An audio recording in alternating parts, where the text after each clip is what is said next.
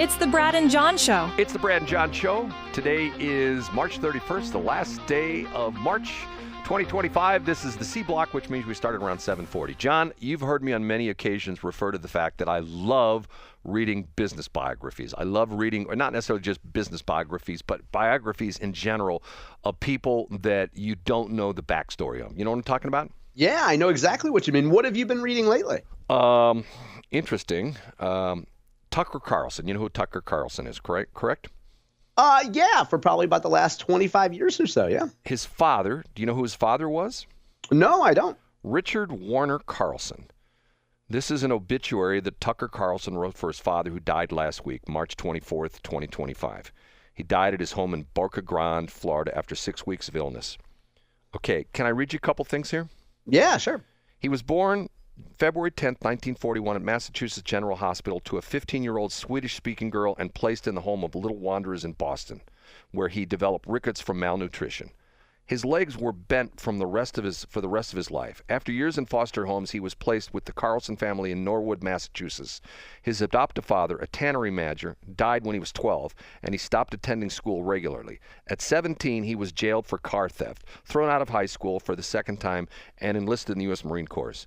In 1962, in search of adventure, he drove to California. He spent a year as a merchant seaman on the SS Washington Bear, transporting cargoes to ports in the Orient, and then became a reporter. Over the next decade, he was a copy boy at the LA Times, a wire service reporter for UPI, and an investigative reporter and anchor for ABC News, covering the upheaval of the period. He knew virtually every compelling figure of his time, including Jim Jones, Patty Hearst, Eric Hoffer, Jerry Garcia, as well as mafia leaders and members of the Manson family. In 1965, he was badly injured reporting from the Watts riots in Los Angeles. In 1975, he was married with 2 small boys when his wife departed for Europe and didn't return. He threw himself into raising his boys, whom he often brought him with on reporting trips. At home, he educated them during 3-hour dinners on topics that ranged from the French Revolution to the Bolshevik Russian P.G. Wodehouse, the history of the American Indian, and always the eternal and unchanging nature of people. He was a free thinker and a compulsive book reader, including at red lights. He left a library of thousands of books, most dog-eared and filled with marginalia? Is that where you... I don't know. Is that when people write in the margins? I guess. M-A-R-G-I-N, marginalia. Nice. I've never heard that before. His reading and life experiences convinced him that God is real. He had an outlaw spirit tempered by decency. In 1979, he married the love of his life, Patricia Swanson. They were together for 44 years, all of them happy. She died 16 months before he did, and he mourned her every day. In 1985, he moved to Washington to report for the Reagan administration. He spent 5 years as the director of The Voice of America and then moved to the Seychelles. I don't even know what that is. Seychelles. You ever heard of that before? No, I haven't. He was the U.S. ambassador to the Seychelles, wherever that is. In 1992, he became CEO of the Corporation for Public Broadcasting and later ran a division of King World Television. The last 25 years of his life were spent in work whose details were never completely clear to his family, but that was clearly interesting. He worked in dozens of countries and breakaway republics around the world and was involved in countless intrigues. He knew a number of colorful national leaders, including Rafik Hariri of Lebanon, Aslan Ashbadazi of Adarja, Matubi Seseko of Zaire, I can't even pronounce it, and whoever runs Somaliland. He was a fundamentally non-judgmental person who was impossible to shock, and he described them all with amused affection. He spoke to his sons every day and had lunch with them once a week for 30 years at the Metropolitan Club in Washington, always prefaced by a dice game. Throughout his life, he fervently loved dogs. Richard W. Carlson is survived by his sons Tucker and Buckley, his beloved daughter-in-law Susie, and 5 grandchildren. He was the toughest human being anyone his family ever knew, and also the kindest and most loyal. Isn't that touching? Yeah, that's very nice. That's very sweet. Now, did you know anything about his father like that? No, I mean, I'm behind that version at stoplights all the time, but now people are just reading on their phone. I mean, the crazy thing about this is that you go to the very beginning of the story where he's born to a 15-year-old Swedish girl who essentially leaves him and goes back to Sweden. And he goes through a series of foster homes, has rickets, which, you know, everybody talks about malnutrition nowadays, and they talk about the food deserts. Okay, What if we have the biggest problem nowadays, John? What's the biggest problem? Obesity. Exactly, obesity. Too much food. Now, some people would say, well, it's not right. It's the wrong kind of food. It's not the right kind of food. It's too sugary and things like that. But you don't see people who are skin and bones like you see these horrific pictures of people who are starving to death, that their their ribs, you can count every one of their ribs, and their stomach is swollen way inside starving their bodies. Armenians. We get you, Brad. You don't see any of that kind of stuff.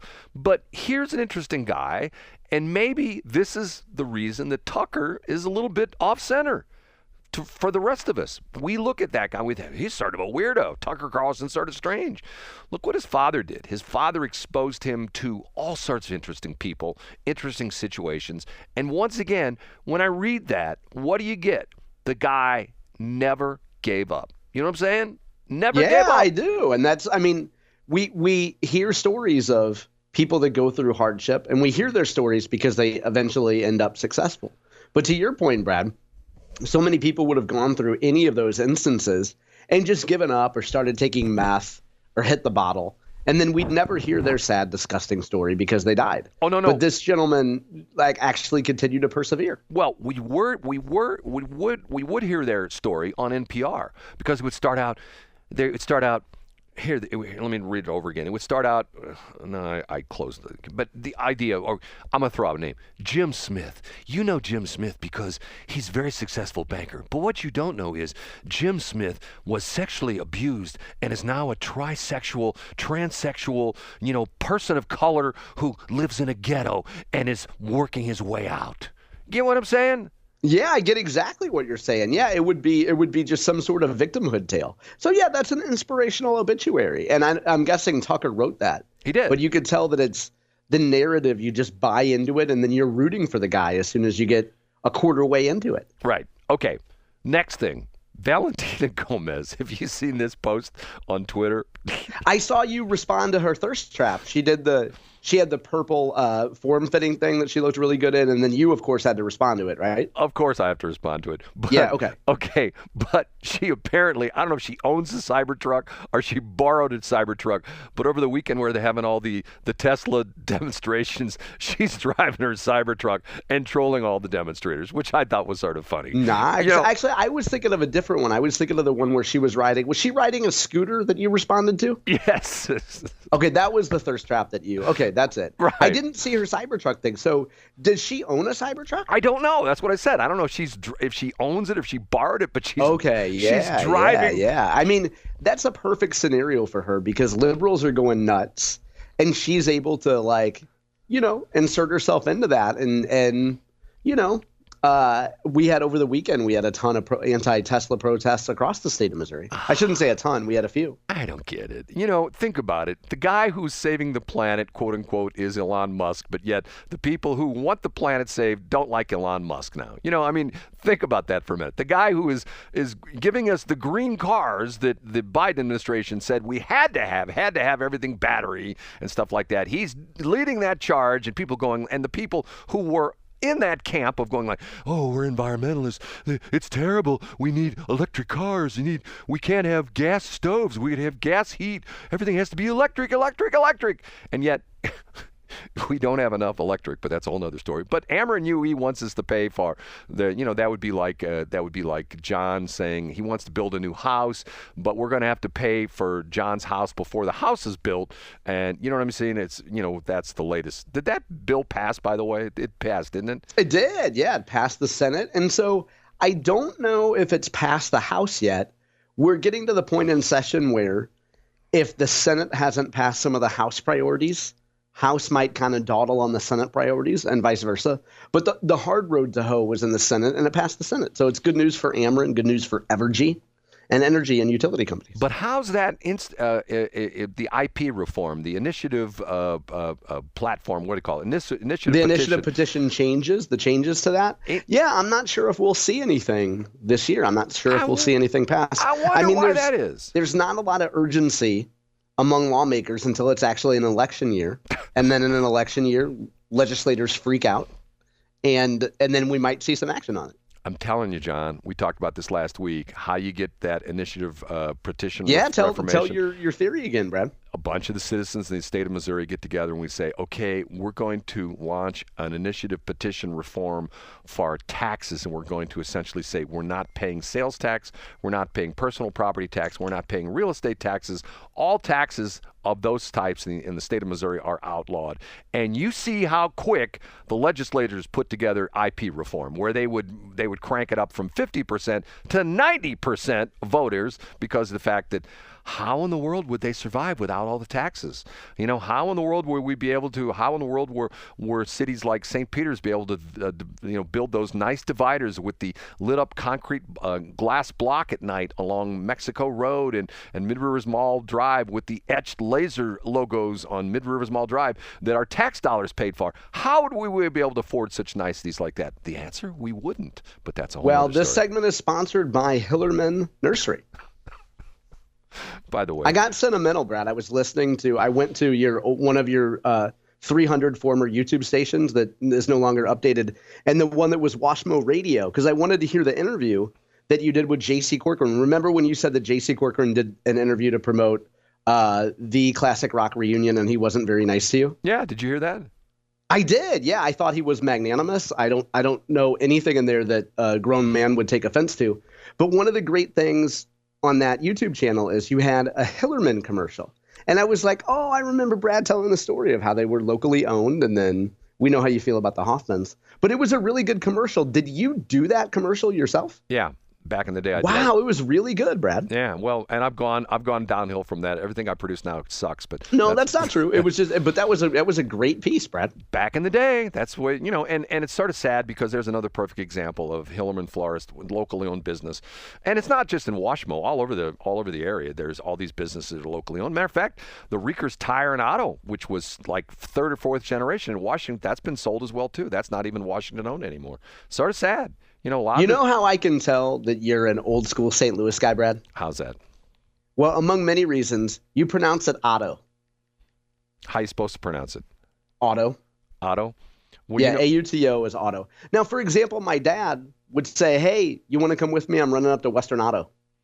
John, hold on. on. And I'd say, of course I want to go get some spark plugs, John, I got to take a drink of my milk. Hold on a minute. Let me take a drink. I know, and I got a quarter in my pocket too. I do. Anyway, the Hillerman commercial was great. And for anybody that's curious about like old radio stuff, Brad, you have some great stuff at Washmo Radio on that YouTube thing. I love the interview you did with JC. And what's kind of the teaser about it, I don't know if you remember off the top of your head, but JC teased that, okay, we're going to have two big bands perform at the Classic Rock Reunion. And so you did this interview with him right before, like the next day was the concert, I think. And so I'm guessing, based on context clues, he said it was somebody that has an intimate relationship with St. Louis and is loved here and was the leader of one of the top bands in the 80s and 90s. I'm guessing that was Sammy Hagar. Do you happen to remember? Oh, yeah. As a matter of fact, they had that at the casino, and the place was packed. There was a waiting line to get in. And the interesting thing about that is the KBDZ guys are trying to revive that whole thing. I mean, don't get me going on this, what's happened with corporate radio and stuff like that. It's so frustrating to see what's happened to our industry. And yeah, KBDZ was the target of what JC put in his last real Facebook post. Yeah, and he's mad at them because they fired him, so I mean, can I ask you a question, John? Yeah, sure. After reading his book, who is JC not mad at? Who do you think? I think there's a lot of people that he thanked at the end who I think, first of all, let's start from the beginning. Have you actually read his book? No, I've not. Okay. So let's start there. You haven't read the book. And at the end of the book and throughout the book, he talks about all the people that he was blessed to work with. Some of his favorite people, Vic Porcelli, Lance Hildebrand, Matushka Lindo. He names a ton of people that he worked with that he has nothing but the kindest things to say about them. And he points out the fact that there are people who are generally loyal and then there's people who are disloyal. And he takes ownership he lists all the bad decisions that he made, not just career-wise, but like flying off the handle, having temper tantrums, all the other stuff. And he takes accountability for it. I think it's great. Yeah. So to answer your question, Brad, there's a ton of people who he points out that he's incredibly pleased and humbled to have worked with. Not me. He's got my brother in there, but not me. Well, you never. Now you just said at the beginning of our show you've never worked with them, right? Well, but the crazy thing about it is I've through the years have given him all sorts of accolades. I have said, I don't know how. Has he heard them? Have you worked on a station with a signal strong enough that he might have heard them? John, do you also work for J.C. Corcoran as well too? Or are you? I don't. Are you under? Again, like having heard your stories about him, I was like, wow, he's probably terrible, but I want to read this book.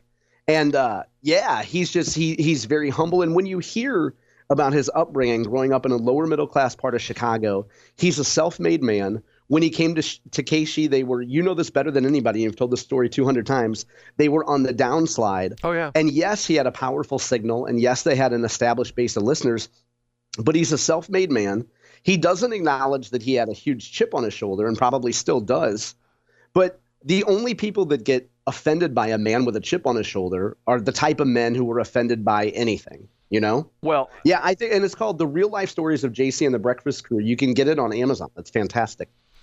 I will just say, and I've said it before, he's one of the most talented guys there's ever been in the St. Louis radio business. But unfortunately, he is what I refer to in the radio business as an OWE, own worst enemy. He blew himself up so many times, and I think he probably admits that in the book, correct? Yeah, he does. And remember, the book was written in 2000. So there's been an entire additional chapter or chapters of his life since then. Yeah, quite a few chapters. Okay, John, verbal on this today and tomorrow. I have to duck right out of here as soon as I close the mic. I have to be in my car on the way to someplace today and tomorrow, so I will not be as tardy as I was on Friday. We won't look for it. As getting that up, but I should have it up by at least noon today, and by tomorrow I should have it up by sometime in the afternoon. We're talking about the recap of the show on bjshow.co and also on bjshow.video. John? All right, I'll see you tomorrow, Brad. Have a real good day. It is 8:02. Fox News, I'm Chris Foster. President Trump calls Wednesday Liberation Day, April 2nd, when his reciprocal tariffs take effect on imports from countries that charge more for American imports. The tariffs will be far more generous than those countries were to us, meaning they will be kinder than those countries were to the United States of America over the decades. He also tells reporters he doesn't want to talk about exploring ways to serve a third term right now, something he'd earlier said he was not joking about. Elon Musk in Green Bay, Wisconsin, awards $1 million checks to two voters at a rally for a conservative Supreme Court candidate. There's an election tomorrow. Just if the people that voted for President Trump simply vote on Tuesday, we will win. That's actually all it takes. Just vote. Boom. Done. Victory. The election will decide if the court has more judges considered conservative or liberal. America's listening to Fox News.